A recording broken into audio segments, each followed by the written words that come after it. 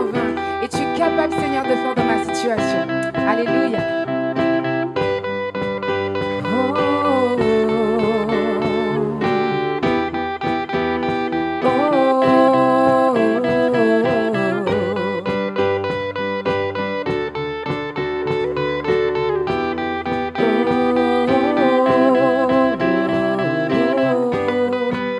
Tu transformes l'eau en vin. Tu transformes l'eau en vin.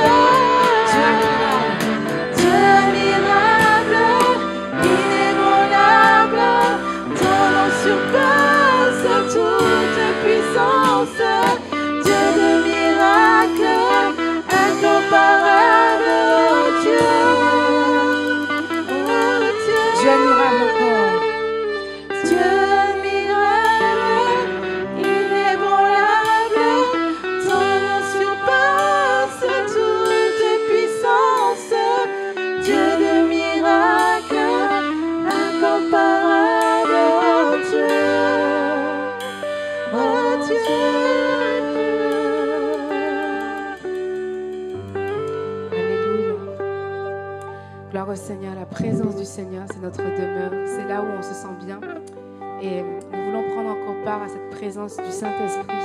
Et nous voulons lui dire, Seigneur, ta présence, c'est le ciel pour nous sur terre. Alléluia.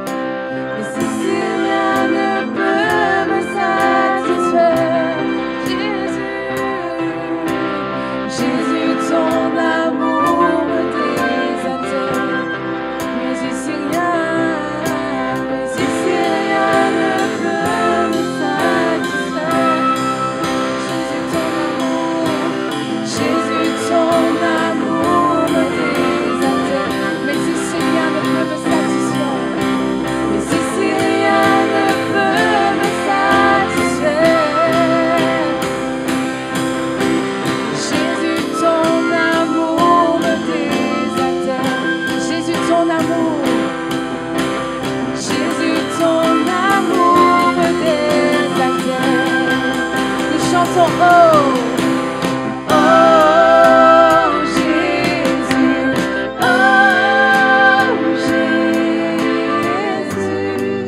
ta présence Seigneur, ta présence est le ciel pour moi. Oh Jésus,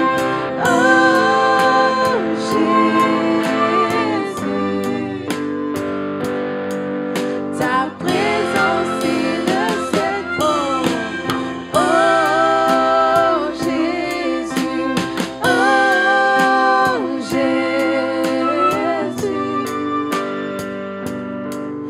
ta présence est le ciel pour moi. Oh Jésus,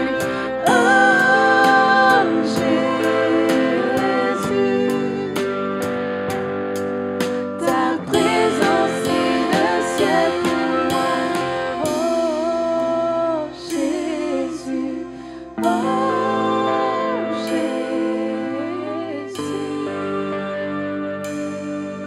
ta présence est le ciel pour moi. Oh Jésus, ta présence est le ciel pour moi.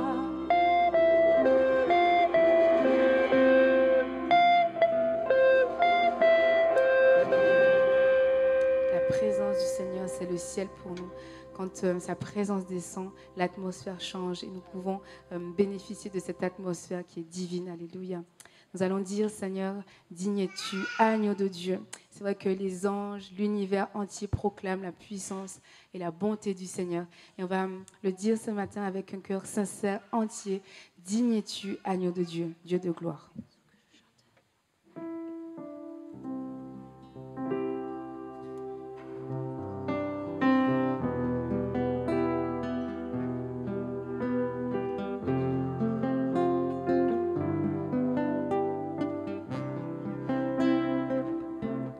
Dieu de gloire, je t'adore. Ton nom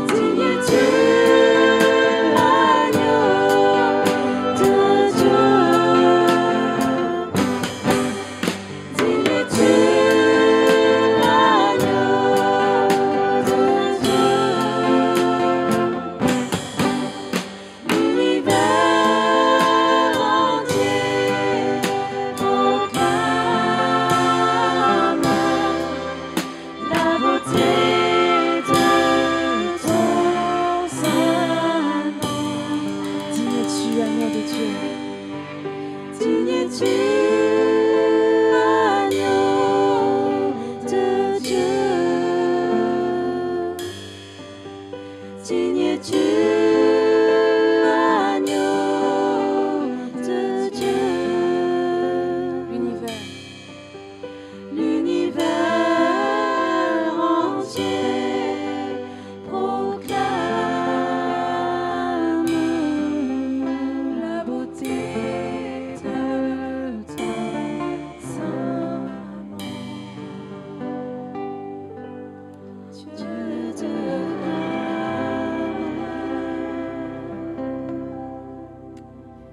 Alléluia.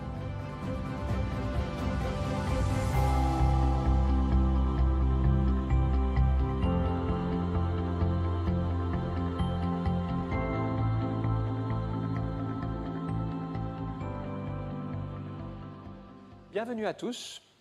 J'aimerais parler sur l'amour du monde ou l'amour de Dieu. Dans Romains chapitre 12, verset 1, il est écrit « Je vous exhorte donc, frères, par les compassions de Dieu, à offrir vos corps comme un sacrifice vivant, saint, agréable à Dieu, ce qui sera de votre part un culte raisonnable.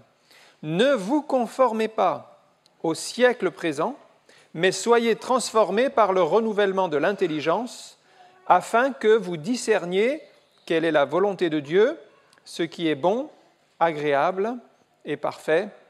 Amen. De tout temps et depuis l'origine de l'Église, les chrétiens ont dû lutter contre l'influence du monde. L'influence du monde est forte, l'influence du monde est palpable, elle existe encore aujourd'hui, nous pouvons la ressentir. Le monde a sa pensée, le monde a ses valeurs, le monde a ses raisonnements, et nous devons, nous, en tant que chrétiens, nous laisser influencer par la pensée de la parole de Dieu, par ce qui est enseigné dans les Écritures, par ce que Jésus nous a dit, et nous détacher de ce que le monde enseigne. Ne vous conformez pas au siècle présent ou au monde actuel. Le monde, donc, suit sa trajectoire, il a ses méthodes. Le monde regarde les choses sous un critère purement humain et nous devons apprendre en tant que chrétiens à voir les choses selon la parole de Dieu. 1 Jean chapitre 2 verset 17 nous rappelle que le monde actuel disparaîtra. Il est éphémère et un jour tout passera. C'est Jean qui dit « Et le monde passe, et sa convoitise aussi, mais celui qui fait la volonté de Dieu demeure éternellement. » Le monde passe. Donc si vous êtes attaché au monde, si vous êtes attaché aux valeurs du monde, eh bien tout cela, c'est comme si vous couriez après le vent. C'est futile. Ce monde et tous ses attraits disparaîtra. Et la Bible nous dit que seules les valeurs spirituelles sont éternelles. C'est Jésus qui le dit. « Travaillez non pour la nourriture qui périt, pour les choses de la terre, mais pour celles qui subsistent pour la vie éternelle. » Il y a des choses donc qui ont des valeurs spirituelles, qui ont des valeurs éternelles, pour lesquels nous devons être attentifs. Alors j'aimerais voir quelques exemples de croyants qui ont été séduits par l'amour du monde et quelle a été leur conséquence dans leur vie. On a par exemple Genèse chapitre 13 verset 5, l'exemple de Lot. Genèse chapitre 13 et on peut lire à partir du verset 5. On va lire ce texte. Lot, qui voyageait avec Abraham, avait aussi des brebis et des bœufs, des tentes, et la contrée était insuffisante pour qu'ils demeurent ensemble, car leurs biens étaient si considérables qu'ils ne pouvaient demeurer ensemble. Il y eut querelle entre les bergers des troupeaux d'Abraham et les bergers des troupeaux de Lot. Les Cananéens et les Phéréziens habitaient alors le pays. Abraham dit à Lot, « Qu'il n'y ait point, je te prie, de dispute entre moi et toi, ni entre mes bergers et tes bergers, car nous sommes frères. Tout le pays n'est-il pas devant toi? Sépare-toi donc de moi. Si tu vas à gauche, j'irai à droite. Si tu vas à droite, j'irai à gauche. » Lot leva les yeux et vit toute la plaine du Jourdain qui était entièrement arrosée avant que l'Éternel ait détruit Sodome et Gomorrhe. C'était jusqu'à Tsoar comme un jardin de l'Éternel, comme le pays d'Égypte. Lot choisit pour lui toute la plaine du Jourdain et il s'avança vers l'Orient. C'est ainsi qu'ils se séparèrent l'un de l'autre.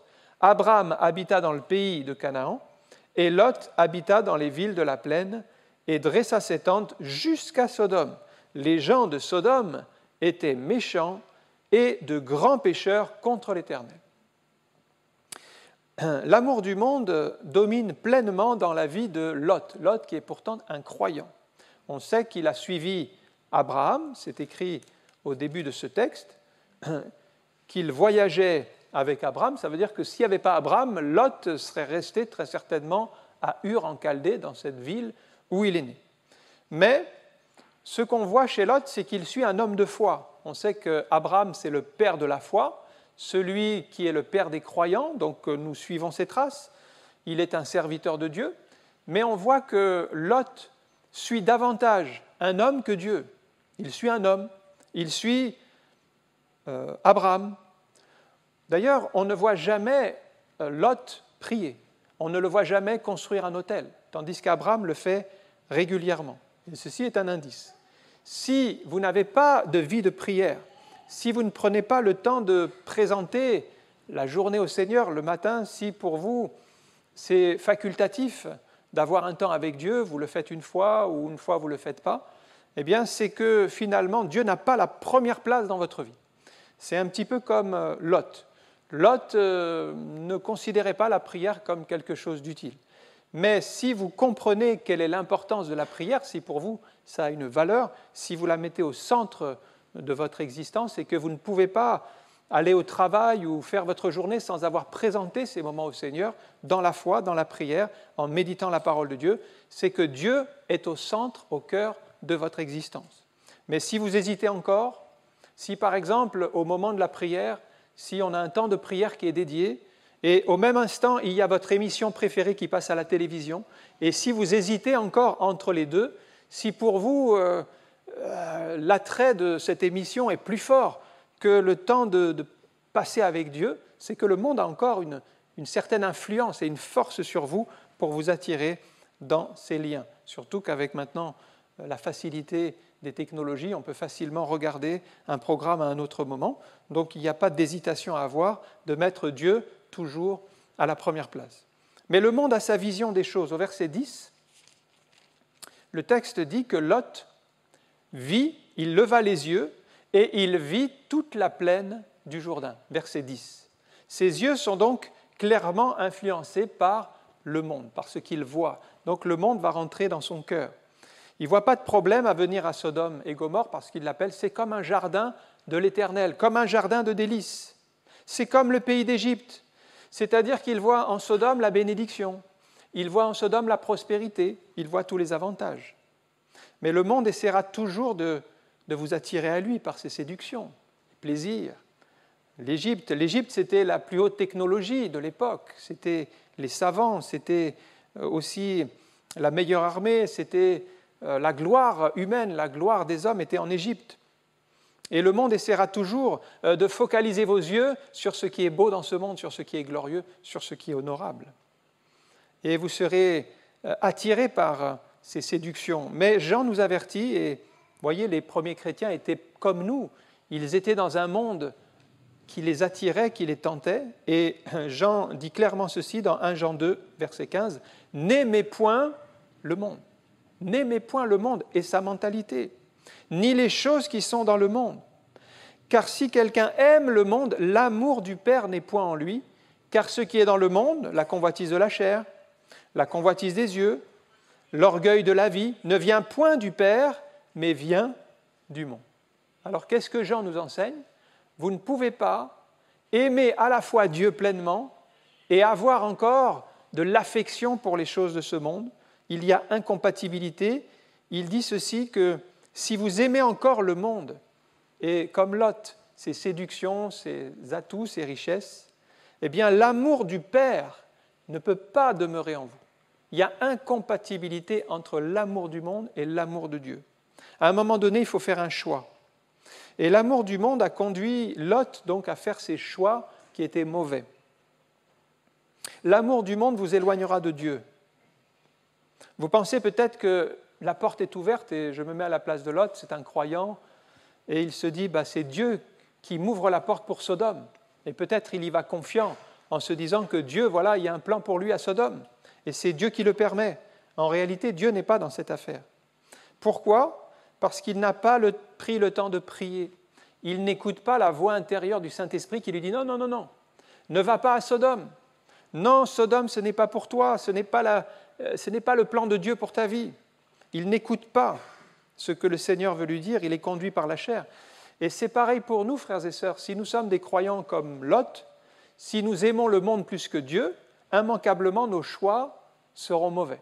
Nous allons choisir le mauvais endroit, nous allons habiter au mauvais endroit, la mauvaise maison, ça va être compliqué, il va y avoir des complications, peut-être on va faire des mauvais choix dans le travail, des mauvais choix financiers, des mauvais choix au niveau de la vie de tous les jours, parce qu'on n'est pas conduit par l'Esprit de Dieu.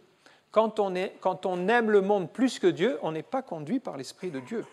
La réalité spirituelle échappe à l'autre. Regardez le verset 13, il est sans appel, et ça c'est la vision spirituelle de la situation. Et frères et sœurs, c'est cette vision-là qui doit nous préoccuper, et pas la vision du jardin de délices, la plaine du Jourdain, comme le jardin de l'Éternel. Ça c'est la vision humaine des choses. Mais regardez la vision de Dieu au verset 13. Les gens de Sodome étaient méchants et de grands pécheurs contre l'Éternel. Voilà la vision spirituelle qu'il doit avoir devant les yeux et qu'il ne voit pas. C'est que Lot marche par la vue. Et si vous aimez le monde et les choses du monde, immanquablement vous marcherez par la vue. Vous ne vous intéresserez pas aux réalités spirituelles. Pourtant, ce qui est le plus important, ce n'est pas ce que Lot voit ou ce que Lot pense, mais c'est qu'est-ce que Dieu pense de la situation. Et si nous aimons Dieu, si nous sommes proches de Dieu, Dieu va nous communiquer son cœur. Et il aurait dit à Lot, non Lot, ne va pas dans cette ville, il y a des gens méchants, mauvais pour toi, ce n'est pas ta place. Et vous allez sentir, vous allez être mal à l'aise, vous allez peut-être changer vos projets et dire, je me suis trompé, je ne vais plus aller dans cette ville à laquelle j'avais pensé. Pourtant, ce que Dieu pense de la situation est bien plus important que ce que Lot voit, mais pour avoir la pensée de Dieu, il faut passer du temps dans sa sainte présence. Alors Abraham aime Dieu, lui c'est l'inverse, si on lit les versets 14 et suivants, il aime plus Dieu que le monde. Et c'est là où on trouve le modèle pour le véritable enfant de Dieu. Il se retrouve dans une condition plus difficile, c'est ça qui est peut-être un peu troublant, c'est que Lot, il semble avoir tous les avantages, il va habiter à Sodome, il va avoir les plaisirs mondains, tandis qu'Abraham, lui, il est dans la montagne, il est dans les difficultés temporelles, il a moins de confort, il est éloigné de tout. Et finalement, à vue humaine, selon le regard du monde, Abraham est perdant et Lot est gagnant. Mais la différence dans les versets suivants, c'est que Abraham, lui, il entend Dieu lui parler, tandis que Lot, non. Lot, il va bien à Sodome, mais il n'entend pas la voix de Dieu. La différence, quand vous aimez Dieu, c'est que vous entendrez Dieu vous parler, même si vous êtes perdant selon les yeux de ce monde, même si vous avez abandonné quelque chose pour suivre le Seigneur, et on vous dira, mais c'est fou ce que vous faites, vous avez abandonné cette place, vous avez abandonné cet emploi, mais qu'est-ce qui vous amène à faire cela ? Eh bien, selon le monde, c'est une perte, mais selon Dieu, c'est un gain. Et quand on a compris en fait le fonctionnement de Dieu, on n'est plus attaché aux valeurs du monde, mais on cherche les valeurs de Dieu, comme dit la parole, attachez-vous aux choses d'en haut. Attachez-vous aux choses spirituelles. Et la suite du récit nous montre que Abraham va recevoir des promesses pour sa vie. Dieu lui dit, regarde le territoire ici, je te donne tout ce qui est là. Et il va recevoir des visions, il va recevoir des promesses pour sa vie. Pourquoi ? Parce qu'il passe un temps de communion avec Dieu. Il ne veut pas perdre cet amour qu'il a pour Dieu, quitte à avoir le confort de Sodome et Gomorrhe. Il préfère rester là dans la montagne. Et le texte dit qu'il va bâtir un autel à l'Éternel, chose que Lot ne fait jamais. Bâtir un autel, ça veut dire je vais chercher la face de Dieu, je vais chercher la présence de Dieu. Voilà l'image de quelqu'un qui aime Dieu, qui a mis Dieu au centre de sa vie. Mais si vous aimez Dieu, vous ne serez pas toujours gagnant selon les critères de ce monde. Le monde vous montrera que vous êtes perdant ou que vous êtes bizarre, que votre choix n'est pas le bon. Abraham a été conduit par Dieu.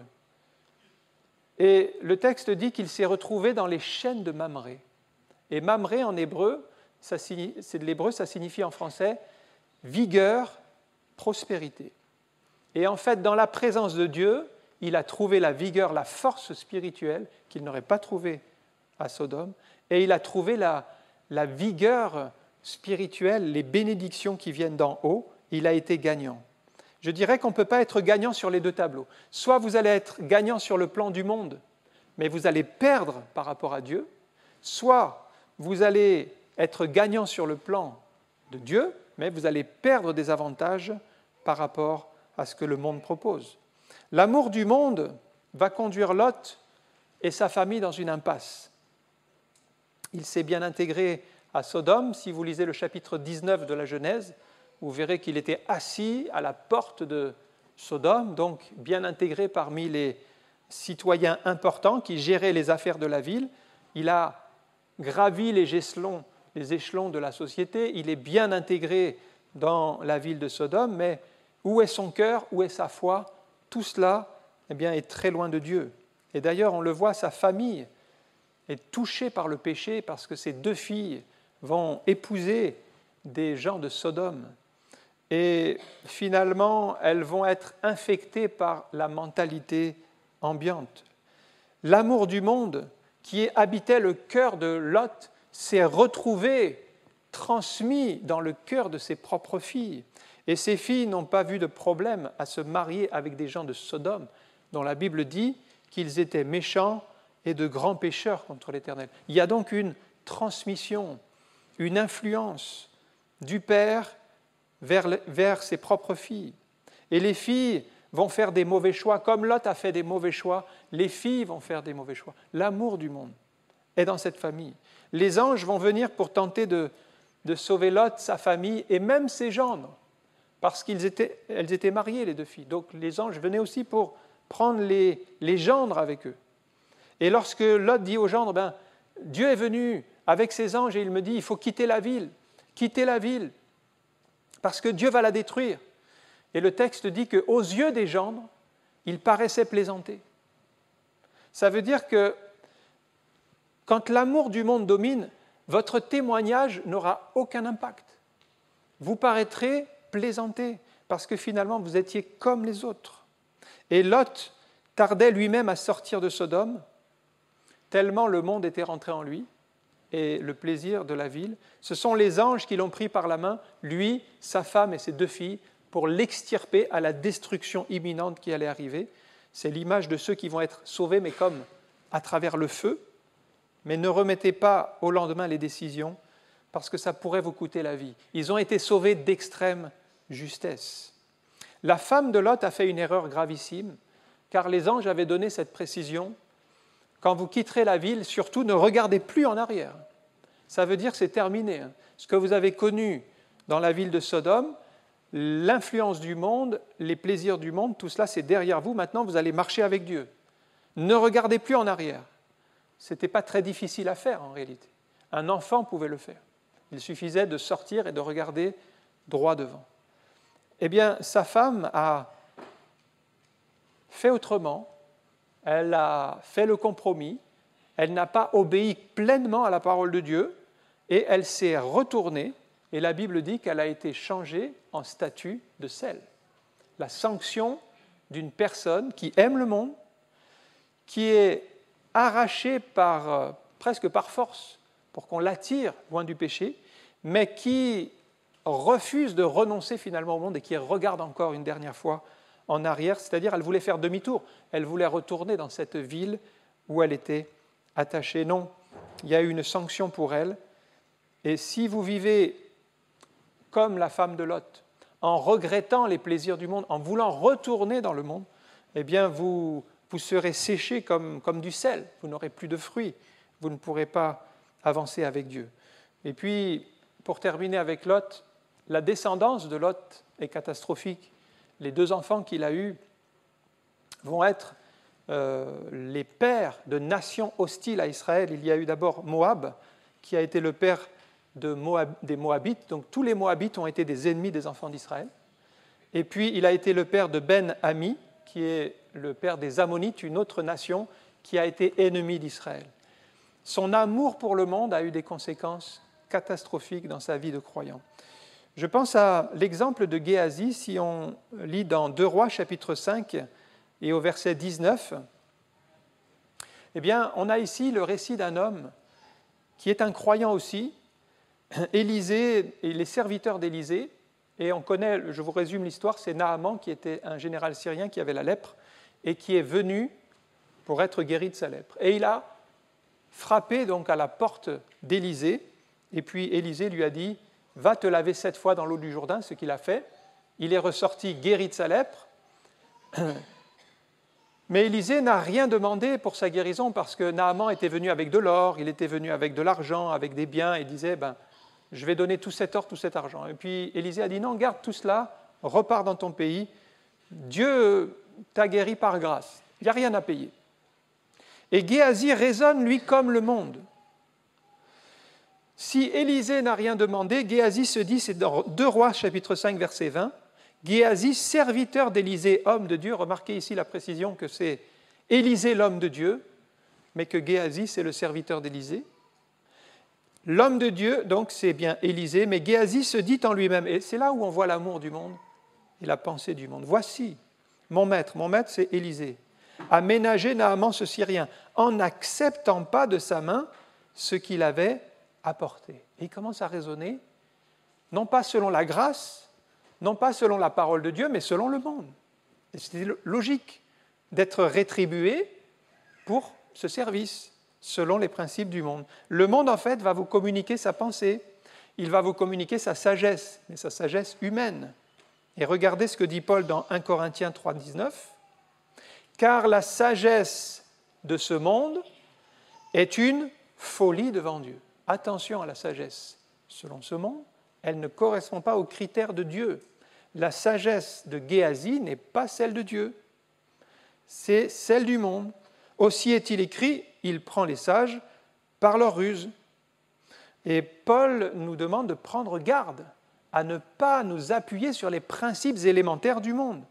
Alors ça fonctionne bien pour le monde, c'est utile pour le fonctionnement de la société, mais quand vous êtes dans l'œuvre de Dieu, ce sont des handicaps, ce sont des fardeaux, et ça freine l'œuvre de Dieu. C'est pour ça que Paul dit, nous renversons les forteresses, les raisonnements, les forteresses et toute hauteur qui s'élève contre la connaissance de Dieu. Nous les renversons et nous amenons toute pensée captive à l'obéissance de Christ. Ça veut dire, nous ne suivons pas la pensée du monde, nous n'avons pas l'amour du monde dans notre cœur, mais nous avons l'amour de Christ et nous cherchons sa pensée. Si votre raisonnement n'est pas soumis à Christ, comme Géasi, votre trajectoire, elle s'éloignera de Dieu forcément. Au bout d'un moment, il n'y aura plus de communion avec Dieu. Géasi poursuit toujours dans le verset 20, 2 Rois 5, 20, et il mêle Dieu à ses affaires. L'Éternel est vivant. L'Éternel est vivant. Il est capable de parler de Dieu tout en ayant ce raisonnement mondain. Je vais courir après lui, après Naaman, et j'en obtiendrai quelque chose. Voilà l'image du croyant qui aime le monde. Il est mondain, et en même temps, il parle de Dieu. Il se donne bonne conscience. Mais, frères et sœurs, Dieu n'est pas dans ses affaires. Dieu n'est pas dans nos affaires quand nous avons l'esprit du monde. Nous pensons que Dieu bénit, que Dieu ouvre une porte. C'est peut-être Dieu qui l'a envoyé pour qu'on ait cet argent. Non, ça c'est la pensée du monde. Dieu n'était pas dans ses affaires. Il y a l'esprit du monde qui séduit et qui pousse à la faute. 1 Corinthiens chapitre 12, 2 verset 12, Paul fait bien la distinction. Or, nous n'avons pas reçu l'esprit du monde. Il existe bien, c'est cet esprit qui pousse Géasi à raisonner selon les principes des profits, des avantages terrestres, charnels. Mais il dit, mais nous, c'est l'esprit qui vient de Dieu afin que nous connaissions les choses de Dieu qu'il nous a données par sa grâce. Sans l'esprit de Dieu, vous ne pouvez pas saisir la pensée de Dieu. Vous allez être dans la pensée du monde, vous allez être dans l'esprit du monde, c'est-à-dire vous allez vivre l'Évangile avec l'esprit du monde.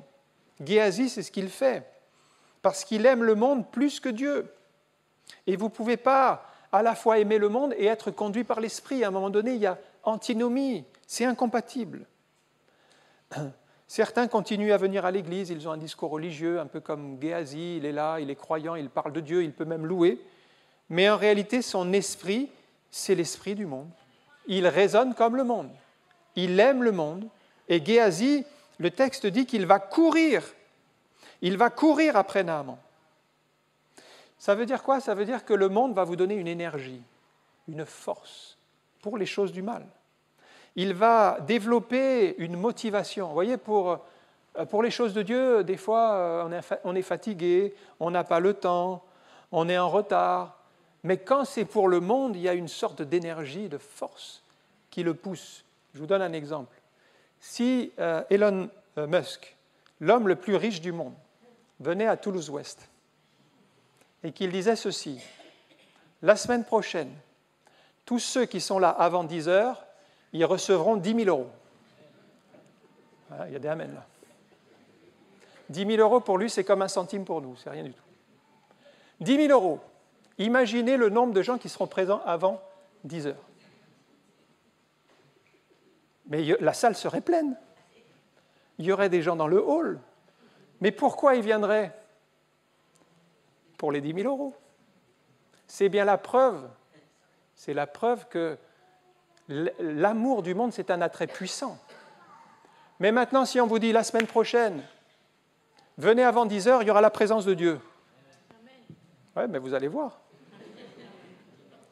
Les gens, présence de Dieu, il n'y a pas les 10 000 euros. Mais il y a la présence de Dieu. Et la présence de Dieu, ça vaut plus que 10 000 euros. Sauf que quand vous n'avez pas l'Esprit de Dieu, vous ne l'avez pas saisi. Si vous avez l'Esprit du monde, pour vous, il n'y a pas les 10 000 euros. Bon, si j'arrive à 10h05, 10h10, 10h30, c'est pareil. Parce que je n'ai pas l'Esprit de Dieu, j'ai l'Esprit du monde. L'Esprit du monde vous fera aimer les choses du monde. Et si on vous propose des choses du monde, vous serez motivé. Et je suis sûr que même certains, ils mettront 2 réveils pour être à l'heure pour dimanche prochain. Ils veulent leurs 10 000 euros. Ils ne manqueront pas. Peut-être ils vont décaler un voyage. Ils avaient prévu un déplacement. Mais non, dimanche prochain, on a entendu, on aura 10 000 euros. Ils vont être là. Ça, c'est l'amour du monde. L'amour du monde est tellement puissant qu'il vous entraînera toujours vers les choses que le diable veut nous enliser, nous lier. Géasi, lui, il a l'amour du monde. Il ment avec une facilité. Et alors, ce qui est triste chez Géasi, c'est qu'il va mêler son maître dans ses affaires en disant « Mon maître m'a envoyé vers toi », et c'est faux. Son maître, c'est Élisée. Il dit « Des jeunes gens sont venus d'Éphraïm. On aurait besoin d'un talent, c'est-à-dire un gros paquet d'argent, plus 2 vêtements. » Et l'amour du monde va vous rendre créatif et vous allez avoir des idées incroyables. Mais le maître n'est pas dans ces affaires. Et notre maître à nous, c'est Jésus-Christ. Le maître n'est pas dans ces affaires-là. Jésus n'a rien à voir avec nos combines. Et Géasi se fourvoie en mêlant son maître à ses affaires terrestres, mais ça, c'est la pensée du monde. Et Géasi pense qu'il a fait une bonne affaire, il repart avec son argent, il le cache à la maison. L'amour du monde vous procurera toujours une grande satisfaction, mais quand Géasi arrive devant Élisée, là, les choses vont être mises en lumière. Élisée lui demande « Mais d'où viens-tu » Et puis il continue à mentir. « Je suis allé ni d'un côté ni de l'autre. » C'était une main tendue pour lui dire « Mais si tu as péché, confesse-le. » Il n'a pas saisi. Élisée reçoit les paroles de Dieu parce que lui, il a l'Esprit de Dieu. Lui, il aime Dieu plus que le monde. Élisée est en communion avec Dieu et il reçoit par l'Esprit que Géasi a péché. Quand vous êtes en communion avec Dieu, vous allez recevoir la pensée de Dieu et vous allez recevoir les paroles de Dieu. Il va donner des paroles inspirées. Tu es allé là, tu as fait ça, pourquoi es-tu allé derrière Naaman? Tu vas être sanctionné. La lèpre de Naaman va être attachée à toi. Et ainsi, Géasi va être contaminé par la lèpre. Galates chapitre 6, verset 14. « Pour ce qui me concerne, dit Paul, loin de moi la pensée de me glorifier d'autre chose que de la croix de notre Seigneur Jésus-Christ, par qui le monde est crucifié pour moi, comme je le suis pour le monde. » Un troisième exemple, c'est celui du jeune homme riche. Le jeune homme riche, lui, il est venu vers Jésus et il lui dit « Bon maître, que dois-je faire encore pour mériter la vie éternelle ?» Alors Jésus lui dit « Pourquoi m'appelles-tu bon? Il n'y a de bon que Dieu seul. observe les commandements, tu ne commettras pas d'adultère, tu ne tueras point, tu ne déroberas point, honore ton père et ta mère. Mais le jeune homme dit, moi, j'ai fait toutes ces choses depuis ma jeunesse. Dans Marc chapitre 10, verset 21, Jésus le place devant ce choix. Jésus, l'ayant regardé, l'aima et lui dit, il te manque une chose. Va, vends tout ce que tu possèdes, donne-le aux pauvres, et tu auras un trésor dans le ciel. Puis viens et suis-moi. Mais, affligé de cette parole, cet homme s'en alla tout triste, car il avait de grands biens. Voilà encore quelqu'un qui aime davantage le monde que Dieu. Il doit faire le choix entre les biens matériels et puis suivre Jésus. Et il réfléchit, il voit le prix à payer, il voit tout ce qu'il va perdre, il voit les avantages, les privilèges, il va renoncer au confort, au bien-être qu'il a avec tous ses biens. L'amour de Dieu vous fera renoncer au confort. Il y a des conditions pour être disciple. Jésus le dit dans Luc 14, 33. « Ainsi donc, quiconque d'entre vous ne renoncera pas à tout ce qu'il possède ne peut pas être mon disciple. » À un moment donné, si l'amour de Dieu n'est pas plus fort que l'amour du monde, on ne peut pas être un disciple. Et suivre Jésus va être une corvée, va devenir un fardeau. Tous ne peuvent pas être un disciple. Vous ne pourrez pas suivre Jésus avec l'amour du monde. Et le jeune homme riche était devant ce choix. L'amour du monde était le plus fort. Il est reparti tout triste parce qu'il n'a pas pu renoncer. Il n'a pas voulu mettre de côté toutes ses richesses pour suivre Jésus. Et vous ne pourrez pas faire la volonté de Dieu si vous êtes encore attaché aux choses du monde. Il a perdu sa joie, il a perdu sa paix, il est reparti tout triste. Ne croyez pas que vous allez conserver la joie si vous aimez, si vous êtes attaché aux choses de cette terre. Je termine avec le dernier exemple d'un croyant, celui de Démas, dans 2 Timothée 4,16. Démas qui était un serviteur de Dieu, la Bible dit que Démas a abandonné Paul par amour pour le siècle présent. C'était un compagnon d'œuvre de Paul. Et il a connu la joie du service, il a vu des conversions. Il a servi à côté d'un apôtre, l'apôtre Paul, il a vu des guérisons. Il a servi à un certain niveau de ministère. Et il y a des pièges quand vous servez le Seigneur, même pour des serviteurs de Dieu. Démas, en fait, bien que serviteur de Dieu, n'a pas entretenu son amour pour Dieu, mais il a été séduit par les avantages du monde. Par amour pour le siècle présent, il a quitté l'œuvre de Dieu. Il s'est contenté de ses acquis. Peut-être a-t-il eu des déceptions, peut-être a-t-il eu des échecs, peut-être a-t-il eu des heurts dans le service, des incompréhensions. On en a tous. Mais si notre amour pour Dieu est plus grand, on passera par-dessus. Si notre amour pour le monde est plus grand, on abandonnera, on quittera comme Démas. Son amour pour le monde a été le plus fort. Il a abandonné Paul, il a choisi le chemin le plus facile. Mais quelquefois, par amour pour Dieu, nous prendrons le chemin le plus difficile. Celui de Paul, celui du renoncement, celui de l'abnégation, celui de la persécution, celui où il a été jugé, condamné à cause de Christ. On ne sait pas ce que Démas est devenu, mais certainement que l'amour du monde l'a fait rétrograder. Après, il disparaît des épîtres, on n'en entend plus parler. Est-ce qu'il est revenu au Seigneur? On ne sait pas. Mais l'amour du monde nous fera rétrograder, abandonner un service, quitter l'œuvre de Dieu. Tandis que Paul, lui, il a fait un autre choix. Il aimait Dieu plus que le monde et il est resté fidèle jusqu'au bout, fidèle jusqu'à la mort. Votre amour pour Dieu vous gardera fidèle jusqu'au bout. Entretenez cet amour. Et si cet amour a diminué, eh bien, ravivez la flamme. Je termine avec ce psaume 26, verset 6. Je lisais ce psaume dans justement mon temps de prière quotidien. Et dans ma lecture suivie, j'étais dans le psaume 26, verset 6, qui dit ceci: « Je lave mes mains dans l'innocence. Je vais autour de ton autel, ô Éternel », on peut penser à Abraham, « pour éclater en action de grâce et raconter toutes tes merveilles. Éternel, j'aime le séjour de ta maison, le lieu où ta gloire habite. » J'aime Dieu, j'aime ta présence, j'aime l'Éternel. Et la conséquence, si vous aimez Dieu, vous allez éclater en action de grâce. Mais vous n'allez pas repartir tout triste, comme le jeune homme riche, qui avait l'amour du monde. Si vous avez l'amour de Dieu, vous aimerez sa présence et vous allez éclater en action de grâce. En conclusion, on va prier un instant. Je ne sais pas où vous en êtes ce matin. Est-ce que c'est l'amour du monde qui domine dans votre vie ou est-ce que c'est l'amour de Dieu? Si, pour vous, c'est l'amour du monde qui domine, vous pouvez faire demi-tour. Vous pouvez changer de direction. Vous pouvez revenir dans les voies de Dieu. Et si c'est l'amour pour Dieu, il faut entretenir ce feu, entretenir cette flamme afin qu'elle ne diminue pas. Si l'amour pour Dieu a diminué, si la tiédeur s'est installée, c'est que vous avez abandonné votre premier amour. Et ça, c'est un reproche que Jésus fait à une église dans l'Apocalypse. Ce que j'ai contre toi, c'est que tu as abandonné ton premier amour. Mais c'est peut-être le cas de quelqu'un ce matin. Vous continuez à venir à l'église, vous continuez à venir dans ce lieu, mais en réalité, vous avez abandonné votre premier amour.